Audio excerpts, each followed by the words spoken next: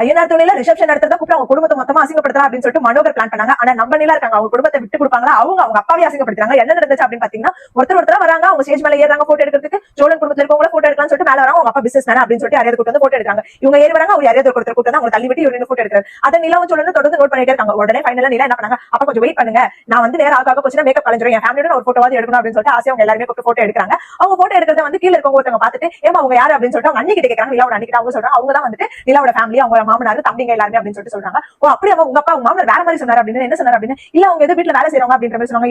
இல்ல அவங்க வேற யாராவது பார்த்தே மாமனார் சொல்லி இவங்க தான் நிலாவோட ஃபேமிலி அப்படின்ற மாதிரி சொல்றாங்க. அதே அவங்க அப்பா அங்க ஒரு மாதிரி கேட்டுட்டே இருக்காரு. உடனே அவங்க அம்மா சொல்றாங்க, நிலா கொஞ்சம் பாடி எல்லாருமே போட்டோ எடுக்கலாம், அவங்க கொஞ்சம் போஸ்ட் அப்படின்னு இருமா நீயும் வாங்க போட்டோ எடுக்கலாம், மொத்தமா எல்லாரும் ஃபேமிலியா நின்று போட்டோ எடுக்கலாம் அப்படின்னு சொல்லிட்டு நிலாவோட ஃபேமிலியும் கூப்பிடுறாங்க. நிலாவோட ஃபேமிலி வந்துட்டு நின்று போட்டோ எடுக்கிறாங்க. அப்ப நிலா சொல்றாங்க, அப்பா அம்மா கொஞ்சம் சிரிங்க, ஏன் உங்க இப்படி இருக்கு அப்படின்னு சொல்லிட்டு கேட்கறாங்க. அடுத்தது நிலா என்ன பண்றாங்கன்னா, எல்லாருமே கூப்பிடுங்க சோழனா, எல்லாருமே கூப்பிடுங்க, இது போல வந்துட்டு போட்டோ எடுக்கணும் அப்படின்னு சொல்லிட்டு சேரன் கிட்ட சொல்றாங்க. சேரன் வந்து எல்லாருமே கூப்பிடுறாரு. வானதி ஃபேமிலி, அவங்க அத்தை ஃபேமிலி எல்லாருமே வராங்க. அப்புறம் வானதியும் நிலாவும் பேசிட்டு இருக்காங்க. அழகா இருக்குங்க ட்ரெஸ் அப்படின்ற மாதிரி பேசிட்டு இருக்காங்க. அவங்க என்ன அப்படியே பாக்குறாங்க, நிலாவோட குடும்பத்துல இருக்கவங்க எல்லாருமே அப்படியே ஒரு மாதிரி பாக்குறாங்க. உடனே சரி ஓகே நான் கொஞ்சம் பேசணும் அப்படின்னு சொல்லிட்டு மனோகர் மைக்க வாங்கி சோழனை எப்படி எல்லாம் அசிங்கப்படுத்தணுமோ அப்படிலாம் அசிங்கப்படுறாரு. என்ன சொல்றாங்க, என் பையனுக்கு நான் பெரிய இடத்துல கல்யாணம் பண்ணேன், என் பொண்ணுக்கு அப்படிதான் கல்யாணம் பண்ணணும்னு ஆசைப்பட்டேன். ஆனா வாசப்பட்டா என் மாப்பிளையும் வந்து சும்மா கிடையாது, எங்க அளவுக்கு வசதி இல்லனால ஒரு சொந்தமா டிராவல்ஸ் வச்சு நடத்துறாரு.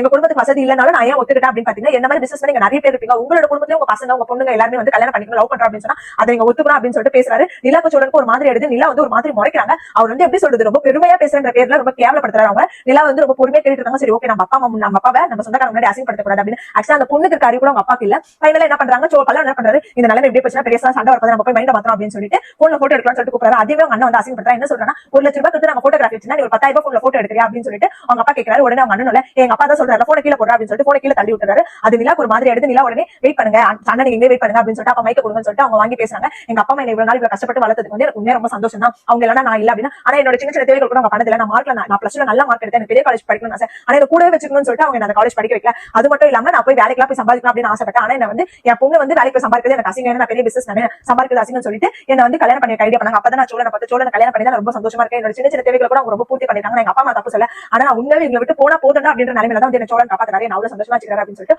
அவங்க குடும்பத்தை ரொம்ப பெருமையா பேசுறாங்க. அது வந்து எல்லாருக்கும் ரொம்ப சந்தோஷமா வந்து அங்க இருந்து அவங்க அப்பா அவங்க அம்மா முறைக்கிறாங்க. அதோட இந்த எபிசோட முடிச்சிருக்காங்க. சோ இந்த மாதிரி மூணு அப்டேட்ஸ் கண்டிப்பா நம்ம சேனல் மறக்காம சப்ஸ்கிரைப் பண்ணிக்கோங்க.